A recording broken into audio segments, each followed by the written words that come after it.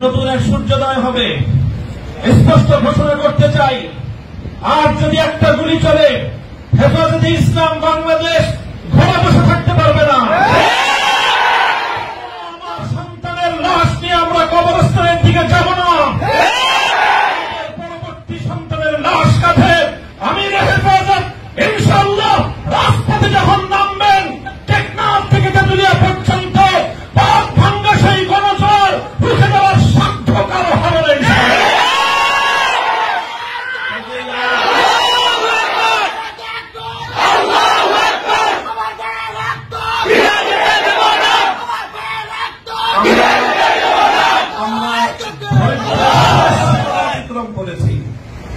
পরিস্থিতি এভাবেই যদি চলতে থাকে, আর যদি আমাদের দেশের জনগণের নিরাপত্তার দায়িত্বে নিয়োজিত আইন শৃঙ্খলা রক্ষাকারী বাহিনী বুলেট যদি আর বন্দুকের নল থেকে আরেকটি বুলেট ছুড়ে, তাহলে বাংলাদেশের পরবর্তী গণ অভ্যুত্থান অবশ্যম্ভাবী হবে।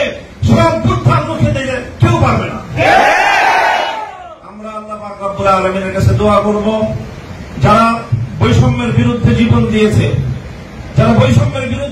দিয়েছে, অত্যাচারীর হাতে যাদের প্রাণ গিয়েছে, তারা নিঃসন্দেহে শাহাদাত বরণ করেছে। কাজে সেই শহীদদের আত্মার মাগফিরাত শুধু নয়, বরং শহীদদের শাহাদাতের কবুল হওয়ার জন্য আমরা দোয়া করব আল্লাহর কাছে। এবং সেই শহীদদের উসিলায় আল্লাহ যেন আমাদের আগামী প্রজন্মকে এভাবে সকল বৈষম্য, জুলুম, অবিচার, অন্যায়ের বিরুদ্ধে রুখে দাঁড়াবার এক অদম্য সাহস যেন আল্লাহ পরবর্তী প্রজন্মের বুকে বুকে দান করেন, সেই দোয়া ইনশাআল্লাহ আমরা করব। ওয়া আখিরু দাওয়ানা আলহামদুলিল্লাহি রাব্বিল আলামিন।